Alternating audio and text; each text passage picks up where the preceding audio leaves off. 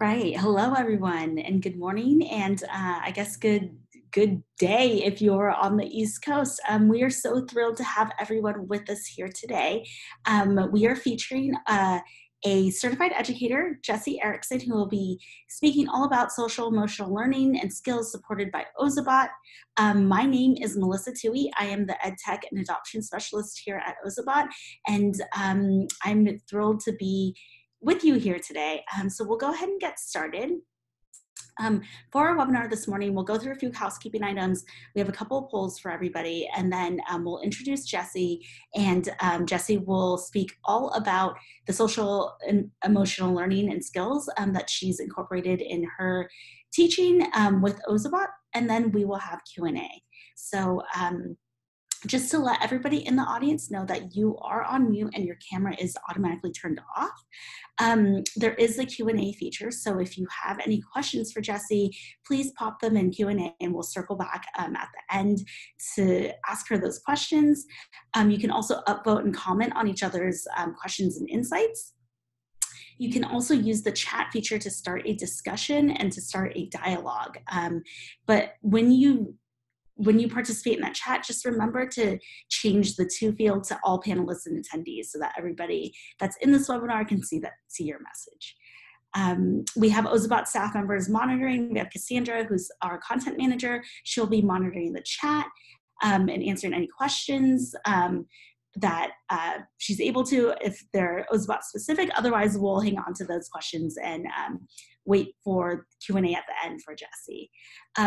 If you are interested in seeing the slides or the recording of this webinar, they will be available on our YouTube page and our webinar page. And if you opt in for updates from Ozobot, the recording will be emailed to you as well. So if you aren't opted in for updates, but you'd like to receive that email, just go to ozobot.com and scroll all the way to the bottom and you'll see a field that you can type your email address into.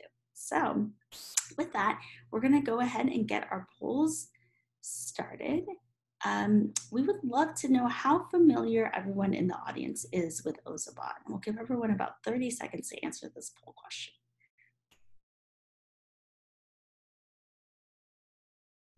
About 20 more seconds.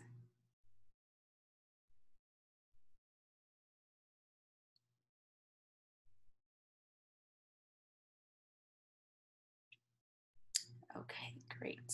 And I'll share those results with everyone. Looks like most of us have or use Ozobots in our classroom, and a few of us are new to Ozobot or are just getting our feet wet. So I think Jessie's gonna have some really, really wonderful ideas to share with all of you today, no matter where you are on the familiarity spectrum with Ozobot. Next poll, we'd love to know what grade levels our audience members teach. We'll have about 20 more seconds to answer that question.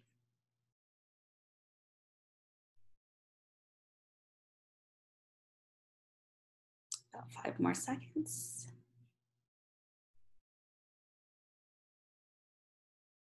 Great. Looks like most of us are in the elementary grades, but there are some K through 8 educators, so that's really, really wonderful. We'll move on to our subjects.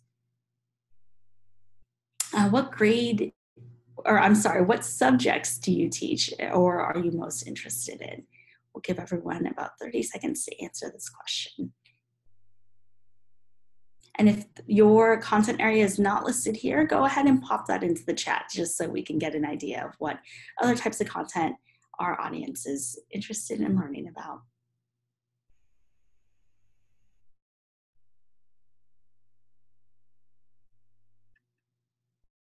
All right, and it looks like most of us are in that technology or in the other realm, but it looks like a lot of representation from across all the STEAM subjects, so that's really great. And our last poll question will be all about SEL. What describes your experience teaching SEL?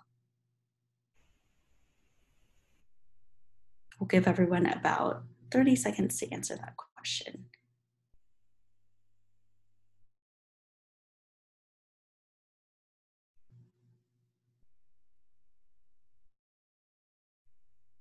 All right, great. It looks like most of us are familiar with SEL. We either want more ideas or don't know where to begin.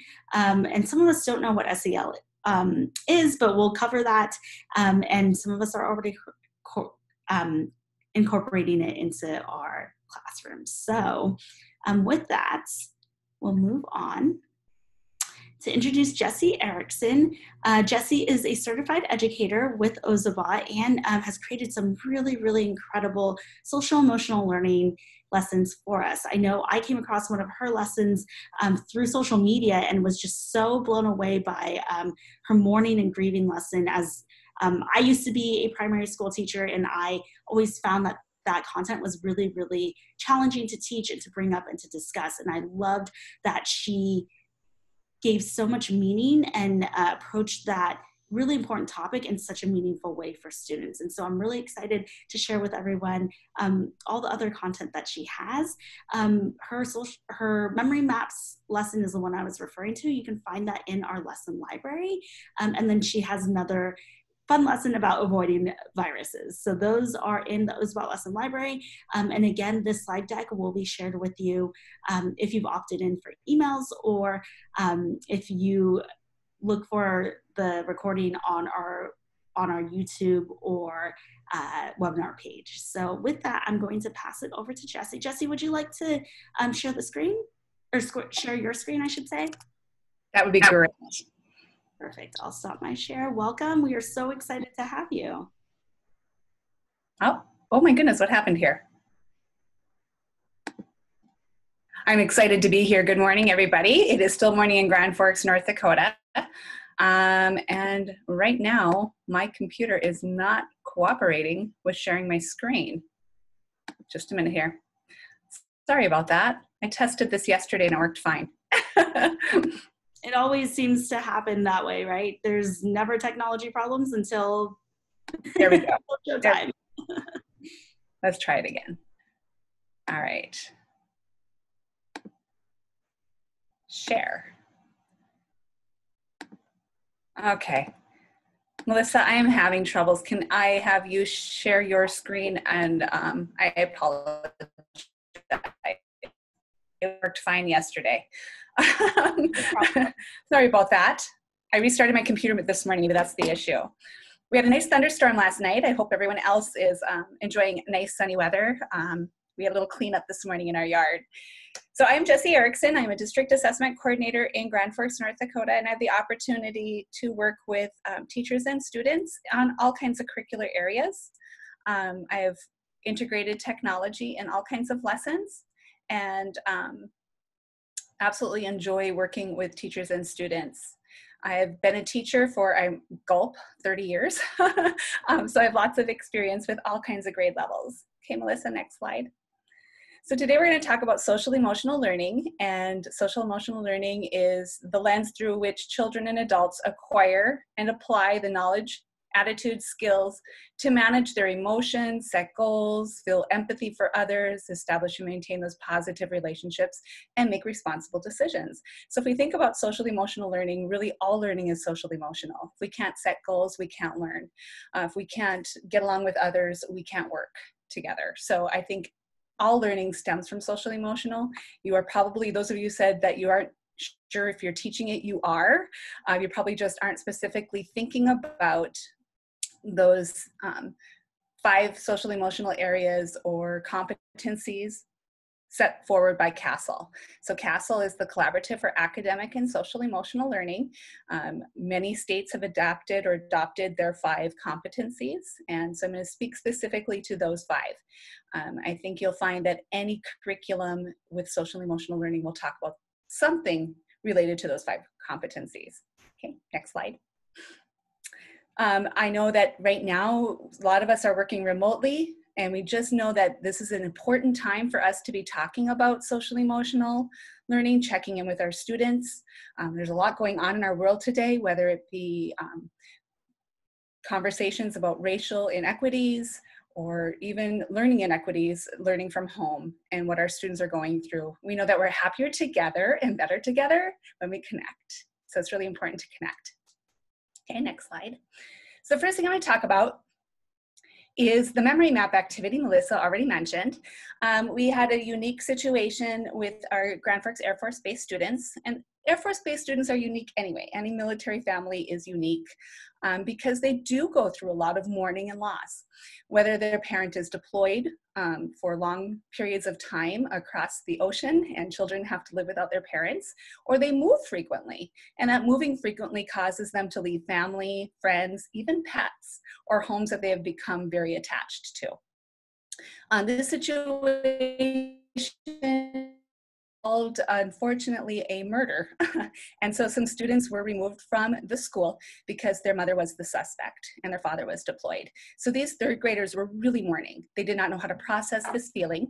So we spent some time talking about mourning and grief, and we used the Brain Pop video mourning. And we talked about all the different ways we lose things, all the different ways we feel grief, whether it's, like I said, a pet or a house or a friend. And we really focused on those positive memories. What can we take from those experiences? How can we remember those people, those pets, those homes? And so then the students brainstormed wonderful memories about whatever they had lost or they were grieving. And then they created an Ozobot map so that Ozobot could work its way through their memory map and then do some type of programming at each memory. So it was a great experience. We shared those maps with other students in the school, and lo and behold, it spread. We had lots of different grade levels wanting to share those opportunities for students to think and reflect positively. How do we turn all those wonderful memories into something we can glean on and lean on when we're feeling low. And that was all self-awareness, building that ability to recognize your own emotions and thoughts and how those emotions and thoughts can influence our behavior. And so it was just a wonderful way for those students to work through that. So that lesson is actually shared on in Ozobot lessons. So you can certainly reach out to me if you want any more information on that. I'd be happy to share, but check it out there. Okay, next slide. Well, then shortly after my morning lesson, COVID became a topic of discussion, and I work with a 5th grade teacher in town, and she's just very, very creative. I'm trying to get her to submit her Ozobot lesson on the circulatory system, which is a wonderful lesson. But she asked me to come in and talk to her 5th graders about washing their hands and being a little more cautious about what they are doing with themselves as this COVID crisis started to launch. It was a wonderful way for us to talk about decision making, that we can control our behaviors and how do we protect ourselves from disease, the flu, common cold, whatever the virus is. And we watched a couple of Brain Pop videos, had really wonderful discussion, and you can see that they made some pretty awesome maps talking about what they can do to help protect themselves from getting sick. That was also a lesson that's available in the Ozobot lesson library. Okay. So there are some other lessons I've done in the past that aren't ready yet. They're kind of in the hopper, so to say. But as soon as I have the opportunity, I will write those and post them. And again, over the years, I've worked with a lot of teachers. So these are lessons that I've co-taught or created and had the opportunity to go teach with students and then replicate in other classrooms. So it's been a great opportunity to do so. You teachers are so creative, and I just love working with educators. So the first one was International Day of Happiness, which happens in March every year, and just ways to handle your stress and find your happy. So kind of gleans from that memory map activity, but this one is more just really what makes you happy and focusing on your joy and what brings you joy day to day. Love Peter Reynolds. And I use a lot of Peter Reynolds books during my social emotional lessons. His books really do kind of slide right in.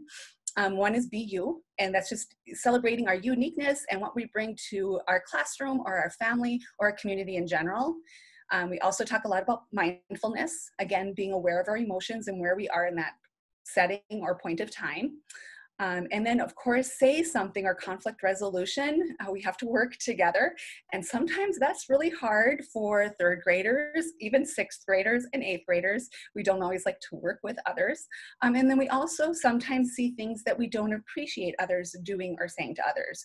And so building that voice and that inner capacity to address conflict in a positive way and be able to express your emotions and feelings in a positive way. We also do a lot with digital citizenship with our students, and that again is a social emotional skill, making good decisions. And then of course, resilience and perseverance. So I've got a lot of things I want to work on and get in the hopper for the next year. So we'll see if those come up soon. But anyway, here's some examples for the International Day of Happiness. So I worked with, again, Nathan Twining Air Force Base School, and I work with students K-8 in that building. And so we took the International Day of Happiness and created a hyperdoc with some choices and really focused on that self-management again, the ability to regulate your emotions and to regulate our behaviors in different situations, and how we can focus on happiness and choose joy and choose to bring happiness to our classroom and our community. So we learned a lot about happiness, and the Kid President, of course, has a great message about being happy. Then we wrote down everything that brings us joy. Some of us did it digitally, and there's an example of a digital map to the right, or some of us just wrote it on paper. And what we did then is we programmed Ozobot to do a happy dance. So we used Blockly programming and made the robot look like he was dancing to the song Happy. So that was great fun. Lots of Minion little costumes put on the Ozobot, so we looked like the Minion down in the elementary school. Kids made their own little costumes for him and taped it on. It was adorable. Okay, next slide. And then of course our self-management, regulating those emotions again, and effectively managing stress. And so we talk a lot about at the beginning of the year, what you bring, what talents do you have, what skills and strategies that you possess will make our classroom a better community and a place to grow and learn. And so I love using the book written by Peter Reynolds, Be You. And I also like I Am Peace, which is a wonderful mindful book about just kind of being centered. Then we have the students fill in a map. And again, this could be printed or digital, talking about what they bring, what they are. I am athletic, I am energetic, I am happy. So all of those things that make them uniquely you. And then we also watch the video from Brain Pop with mindfulness. So you see that I do a lot of mashing, whether it be technology or ed tech tools. I love to mash everything I can into a lesson to make it really engaging, and then bring that little joyful robot out and have the students process. So what we do then is we have the students make a map about what they bring to the classroom, and then they can use the Blockly or the color coding to have the Ozobot work through and celebrate themselves. Okay, next slide. We do a lot in group, a lot with partners, especially when we have to share the Ozobot. That gets a little tricky because everyone wants their hands on the Ozobot. So we do a lot of talking about working together, using our voice, which is say something, and just that conflict. Who's going to go first? Sharing, working through, disagreements. And then we also touch on bullying a little bit, and what does that mean to be a bully, and how we can work together. In this picture, we have Mrs.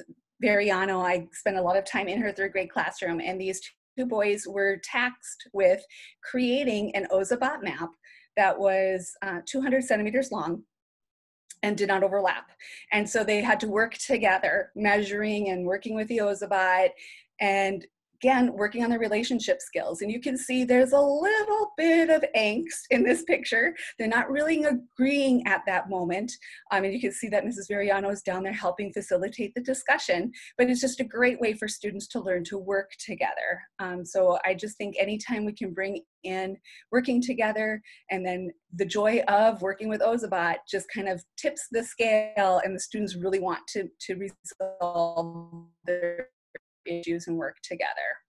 Okay, next slide. And then, of course, digital citizenship. Again, those responsible decision-making skills that all of our students need. I always like to tell teachers, a lot of teachers say it's not my job to teach digital citizenship, and I say it's all adults' jobs, because we have to model for them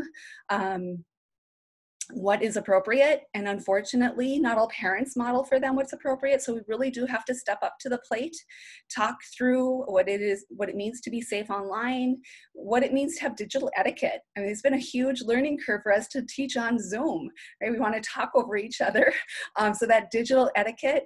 And then, of course, knowing that social media is something we have to kind of be careful of. What we put out there is always there. We leave that digital footprint.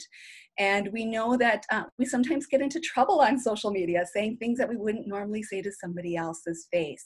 And so again, you know, as we're watching things unfold around the world today, I know we have a lot to learn and grow from, and I think the way we as adults handle ourselves on social media and model for our students is so critical right now. So we too spend a lot of time talking about social media. I always like to tell teachers that we have to swim in this huge ocean together or let them drown. So let's not let them drown. So what we do is we talk a lot about social media, do a lot of modeling. I literally put up my Twitter page in front of them and we talk about what happens on my Twitter page, talk about my Facebook page, and who I share that with and why, and what tone does that portray. And as a 5th grade classroom teacher, we had our own 5th grade Twitter page that we shared with our parents and stakeholders around the city. And as I turned that page over to the students, I always wanted to tell them, you're the keeper of your story, and what story do you want the world to know? And so just coming back to that story piece.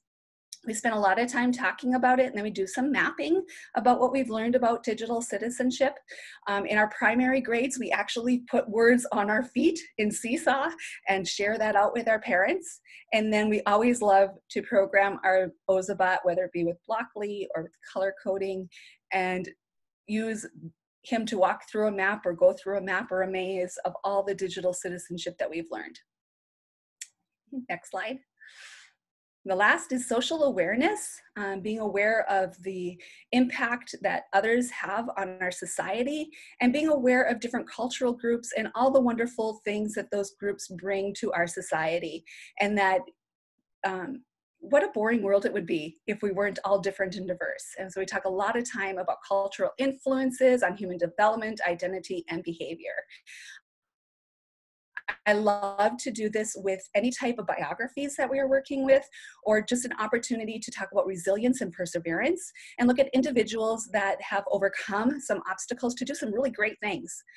Just recently, I saw that, I'm talking Brain Pop a lot, that Brain Pop just released a wonderful video about Helen Keller. What a great opportunity to talk about perseverance and grit and determination and giving back to society as she grew as a human. And you could certainly take any of these wonderful ideas and biographies and make a timeline, which we have done in the upper grades, a biography timeline of an individual who has made an impact on society or has overcome some difficulties, or just a cute little map of different ways that people have contributed. So we've done this, I've done this with grades basically 2 through 8. I haven't gotten myself into that high school realm yet with Ozobot, but it's just a wonderful way for students to think. And I always have the guiding questions that are listed here. How do people find strength to overcome adversity? What do you think pain or hardship makes people stronger? Explain your opinion. What role does optimism play in courage and perseverance? And what personal qualities are important in those that thrive? So we really look at those types of things as we're working through our biographies or watching videos or learning about individuals that we are interested in. And then we create these wonderful maps to reflect, and Ozobot helps us share the news. So social awareness is so important. Setting goals, showing empathy for others, taking responsibility for yourself. They're just imperative in maintaining healthy relationships. we know that students need to help with setting and achieving goals every day, and we need to also help them practice self-care.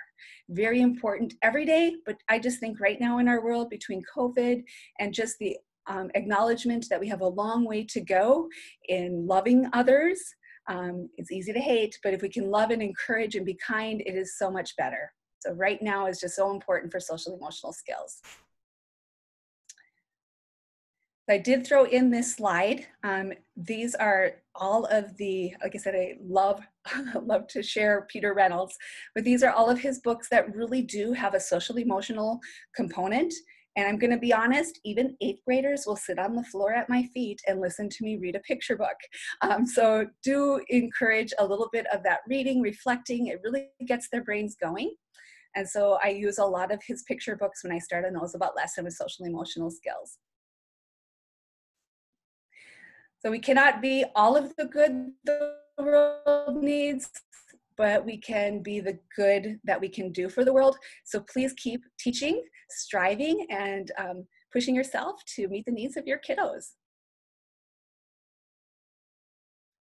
Great. Thank you so much, Jessie.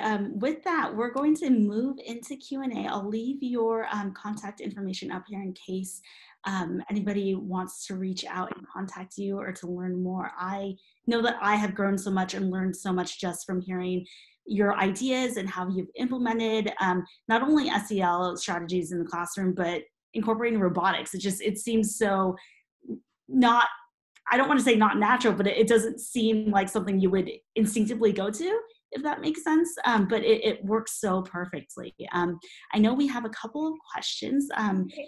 Can you talk about the differences in SEL instruction for younger students versus older students, and maybe how you approach those differently?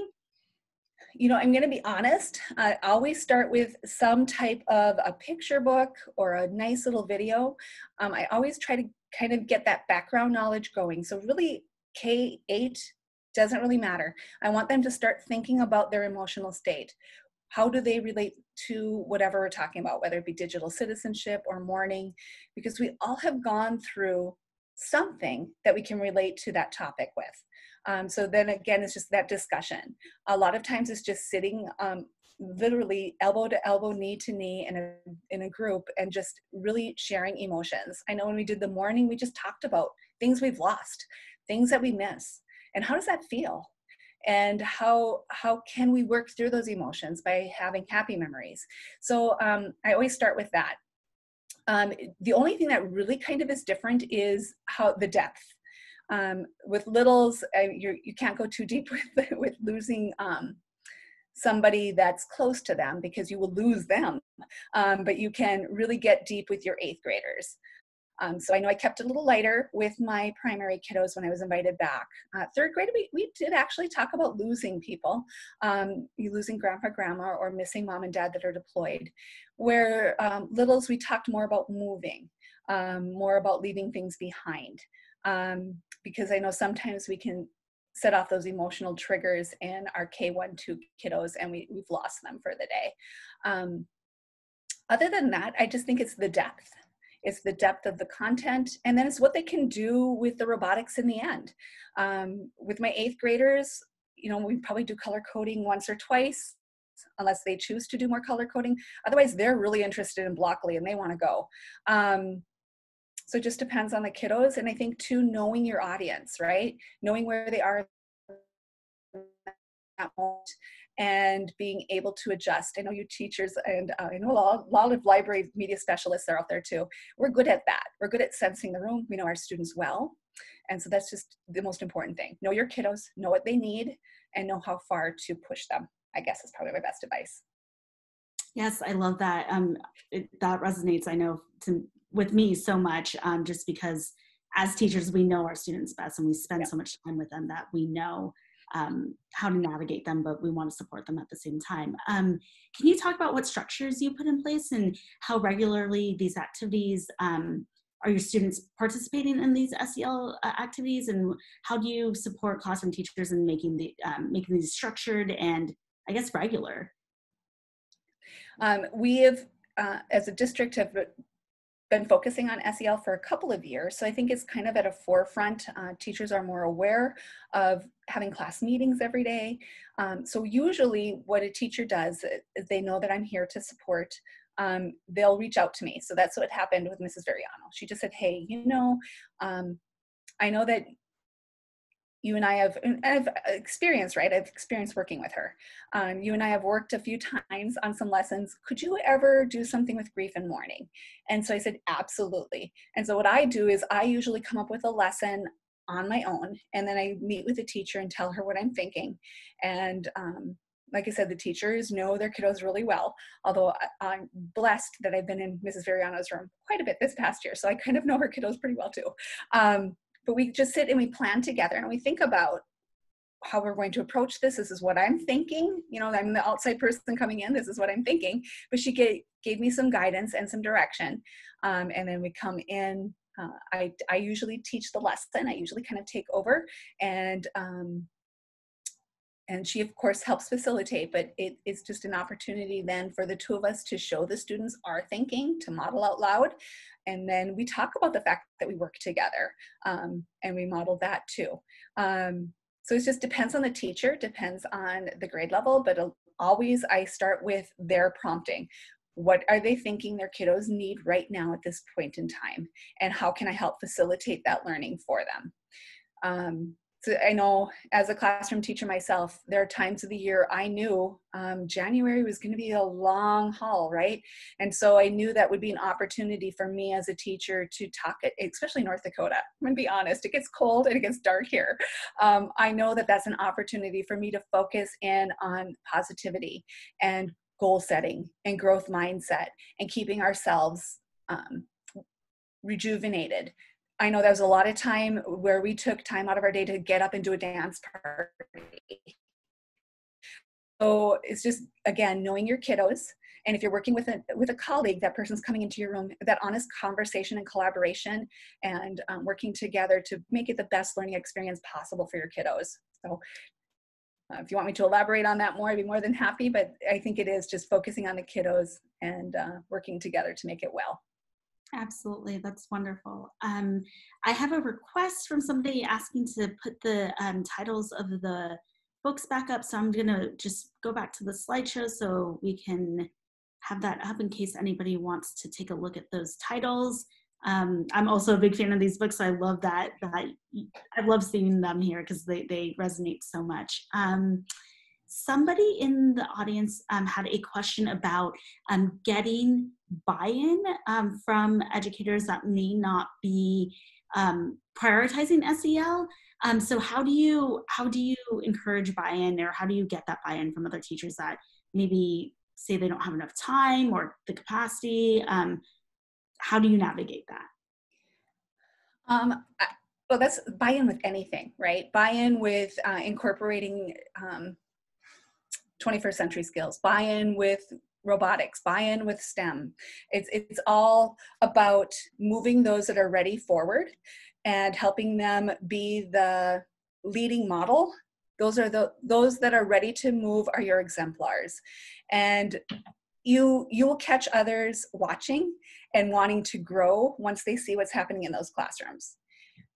It's really hard because we as teachers want to help everybody, and we want everybody to be doing what's best for kiddos all the time. I know that our hearts are there, and I know I get frustrated with people that aren't ready to move yet, because my heart is where the kiddos are and where they are needing us.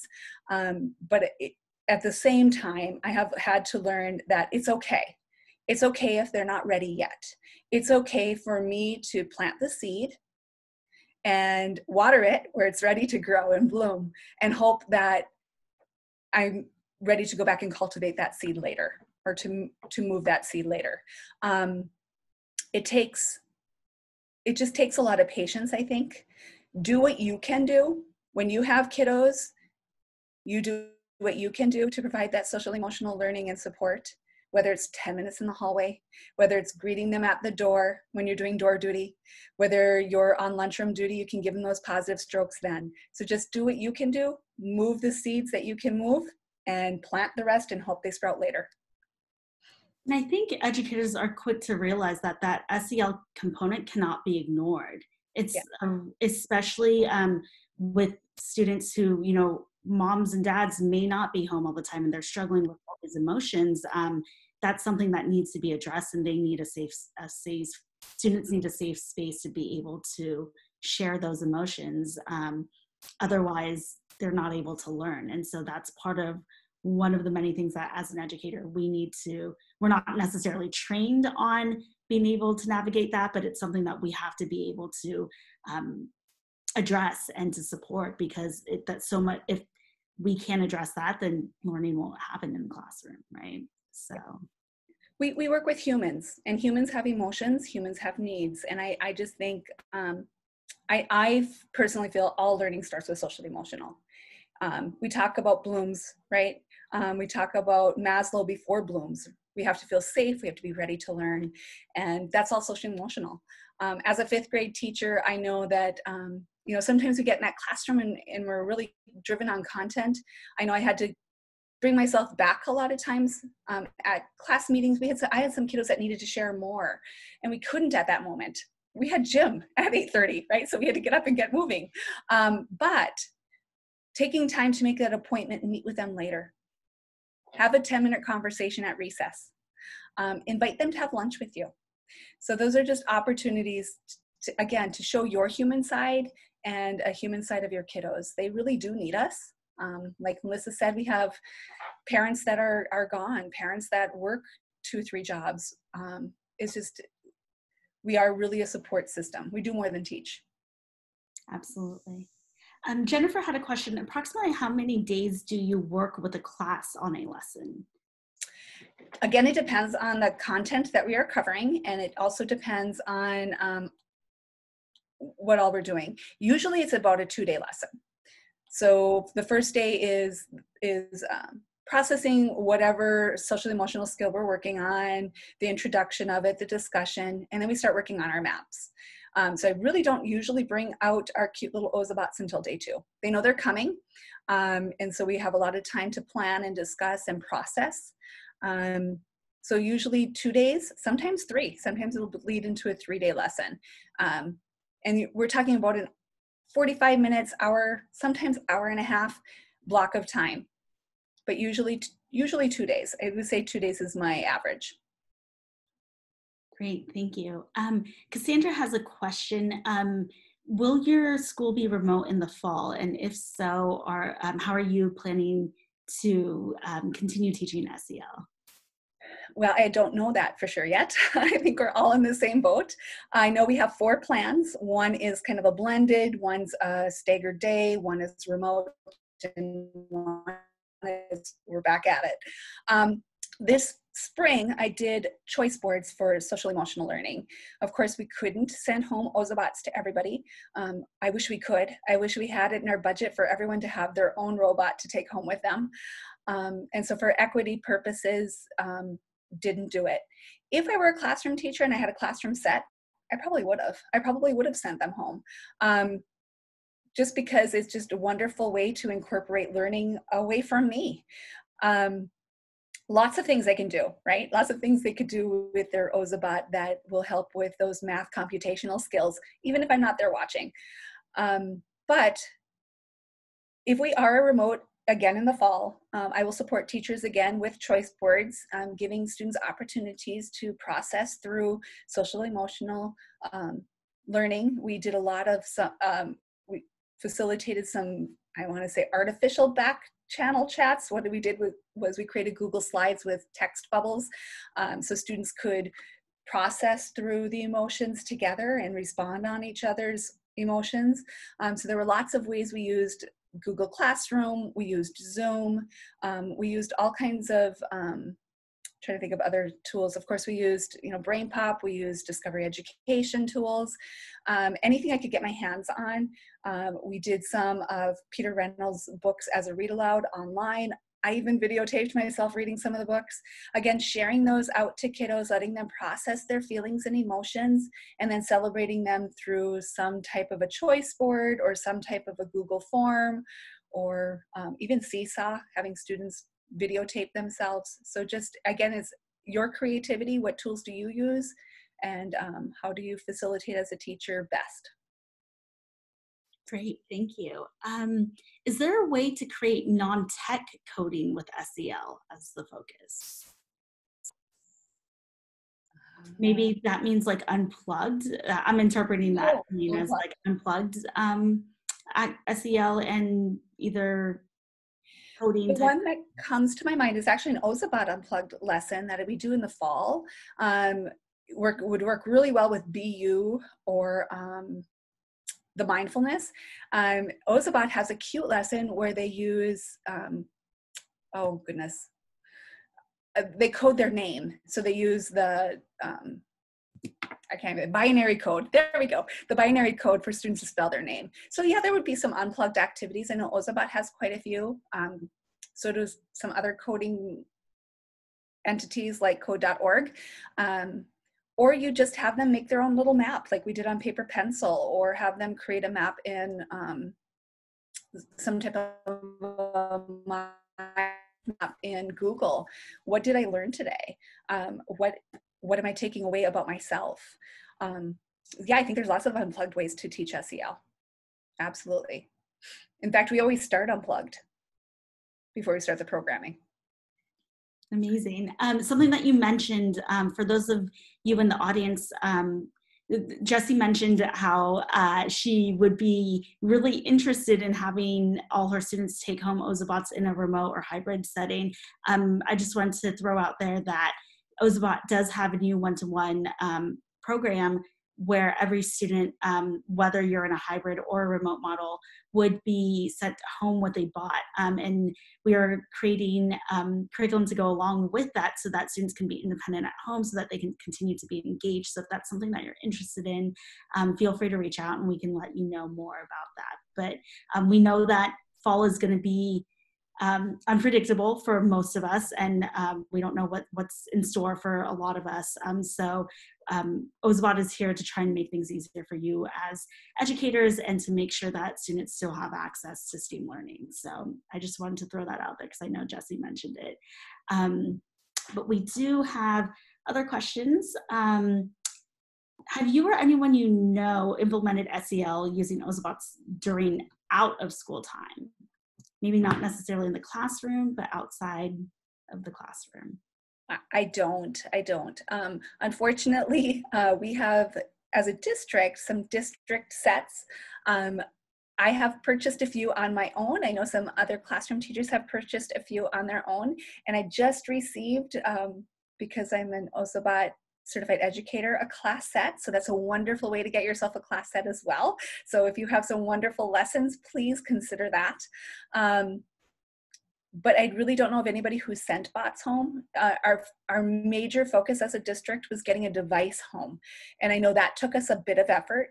With over 7,000 students in our district, we wanted everyone to have a learning device. So again, that was either a Chromebook or an iPad or some type of a learning device. The other thing that was a major priority was internet access. So we deployed portable Wi-Fi devices for over 500 of our families. So again, because of the speed at which we had to go remote, I think our priorities were very much access. As we move forward, if we remain remote, maybe it will move toward other tools, which I'm really hopeful for. We would need to buy more, not a bad thing. And it sounds like Ozobot's ready to respond. So if you're looking for some way to get to these wonderful little tools into the hands of your learners, reach out to Ozobot, see what they can do for you, because I do think that once we put these tools into our students' hands, what they can do is just absolutely amazing. I'm blown away every time. What changes have you or the teachers that you've worked with noticed in students with the tools that they've gained with the SEL learning that they've done? I think it's a processing tool. I really think that students become really aware of what they're thinking. As they're coding, they really have to not only process their emotions or thoughts and feelings or learning. We've done it with learning too. Thinking about my American Revolution mapping, events leading up to the American Revolution. So it's not only processing that learning and that emotion or whatever you're focusing on content-wise, but it's also learning, how does that robot move? How do I program that robot? I have to really think about my fine motor skills if I'm drawing. If my line is too thin or too thick for the color coding, it doesn't work. If I want it to kind of make a circle and my circle's too tight, Ozobot goes off track. So again, it's really that problem solving, critical thinking, all of our 21st century skills are so embedded, which are so important for kiddos today. We are teaching them for tomorrow we really don't know about. And just look how much has changed in America in the last 3 months. And we're going to continue to see that change not only continue, but probably exponentially grow. And so I think if we can prepare our students to be good thinkers, problem solvers, and working together, really the content is kind of a wash. It's what can they do with their problem solving skills? What can they do to think beyond? What can they do to solve problems for tomorrow? And I think that's probably my biggest goal with the bots. Not only, yes, I mean, I want them to be socially, emotionally good citizens and happy children, but I really want them to be learners. I want them to have a little bit of autonomy. I really think that my major focus when I bring the bots in is give them the bot, let them go, let them problem solve it. Do you have any tips for knowing that fall is going to be uncertain for many educators? Do you have any tips for easy ways or bite-sized ways to incorporate SEL, whether educators are in hybrid models or remote models? What are some kind of bite-sized activities that they could do either on a daily basis or a weekly basis just to ensure that they're checking in on students' social and emotional well-being? I think my biggest bite-size idea is status of the class. Every day coming together, we sat, even fifth graders, I've taught pretty much almost every grade level, but fifth and sixth graders love to come to the carpet. They love to sit with you. They love to take time in the morning to talk about what their day is going to be like. And even if you're remotely, what is your day going to be like? These are the lessons we have planned for today. These are the times you need to set aside. These are my goals for you. What are your goals for you? And we always took time. Of course, it was quick. They knew they only had so much time to talk about their status, how they are, and then share what they are learning or reading about every single day. All 28 of my kiddos got the opportunity to do that with me. And sometimes I could tell, remember I said that we had to have an appointment, I could tell they needed more time. And I would say that to them right in front of the class. I see you need more time to process this. We're not going to take that time right now. But what I want you to do is go to my desk right now. I want you to leave our circle right now, go to my desk and write your name down for recess or lunch on my calendar. And we made that appointment to come back and talk about it. You can do that remotely. We can check in remotely, we can share a great book remotely, and we can check in with them later one-on-one remotely. So I think whatever is good pedagogy in the classroom can translate to remote learning. If there's a will, there's a way. And you touched a little bit on the memory maps lesson about just setting kids up to be in a mental space where they're processing but not being overwhelmed. And I imagine that in your experience, you probably had some experiences where kids did get overwhelmed and kind of went a little too far. Do you have any suggestions of how to support students in that moment when they are just so overwhelmed with emotions, and how to take the next steps forward to help them process and cope with the overwhelmingness of the emotions that they're feeling? Perfect. Sure. I always told my students that the best compliment they could give me is if the class could run as if I were there and I'm not there. So that always set up the opportunity to walk out in the hall with a student or have a quiet corner conversation with a student if they're having that moment now. So if we had a moment now, I'm trying to think of an example. Status of the class a few years ago, a student of mine's brother was in the hospital. His brain was swelling because he had been hit in the head with a hockey puck. did not know that until status of the class. And when I saw the tears and the emotion and the raw fear, that had to happen now. That moment had to happen now. So what I had the opportunity to tell my students was, status of the class goes on without me. Today, class leader will lead it. So that class leader, student, or helper of the day led status of the class. And I walked out in the hall with Ainsley, and we had a conversation about her brother. And I said, what would help you? And at that moment, she wanted to talk to her mom. And so we called mom's cell phone. So as a teacher, whatever support structures or scaffolds you have in your room that allow you a little bit of free time to walk away, whether it's telling students it's time for independent reading, or whether it's time for them to work on their Genius Hour project, or whatever they can do independently, or if you have a strong community that can take lead. I loved turning over our Twitter classroom account to students because they could take the lead. But I think that takes practice. And as a teacher, that's setting that tone in that community at the beginning of the year. So whatever works for you to set that tone that allows you to be free for that moment, great. But also remember, if you can't be free in that moment, there are other adults, if you're in a school setting, that can help you, hopefully, in that moment. We should have administrators, we should have school counselors. Maybe there's a teacher across the hall that is on their prep period or down the hall, and you can have them come in and help with your students while you take charge. Or if you can send them to that counselor to have that student process. So again, working as adults, knowing your resources in your building, knowing who you can have students go to, or knowing who you can call in would be my best advice. And I love how you allowed your student to advocate for their needs, right? And in my experience, I find that when I've encountered behavioral challenges or just a lot of emotions, it's because the student doesn't quite necessarily understand how to advocate for themselves.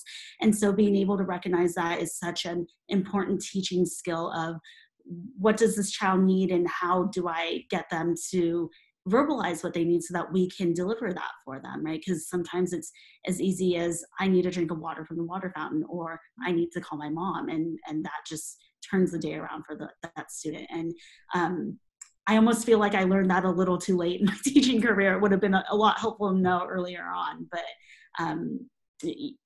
yeah, children want to advocate for themselves, but don't necessarily have the tools to be able to do that. So. Absolutely. And I think it's a great opportunity for us to teach those students how to advocate. I know I had some students that got a little overwhelmed in the classroom, and my classroom was not quiet. I bet you can all imagine my classroom not being quiet. Lots of activity, lots of things going, students doing different things at different paces. If you're a student that doesn't like all of the activity and movement, we had break cards. And so I would teach those students how to use them. It's okay to go to the bathroom and get a drink and walk slowly back to the classroom. If you're not back in 5 minutes, I'm going to check on you. And I'm going to know that you're gone because you're going to put a bright orange break card right in my lap or on your desk where I can see it. I know that you're on a break. So yes, teaching kiddos to advocate for themselves. Again, that's that self-recognition. I know my emotional state, and I know what behaviors this is going to cause or behaviors I have to control. And so it takes time. I think my biggest advice is love them, love them, love them, love them, and then teach them how. In one of your activities, you mentioned that students took ownership of their learning and of their social emotional well-being as well. Do you have any other strategies or tips for teachers to help them push students to kind of have that ownership over their own learning and social emotional well-being? My biggest tip is just model and just be very transparent in your own social emotional awareness, right? As teachers, we get frustrated. As teachers, we have bad days. As teachers, we have pets die. We have family members die. Share that. Go through, model that. Model through how you are processing it. Absolutely.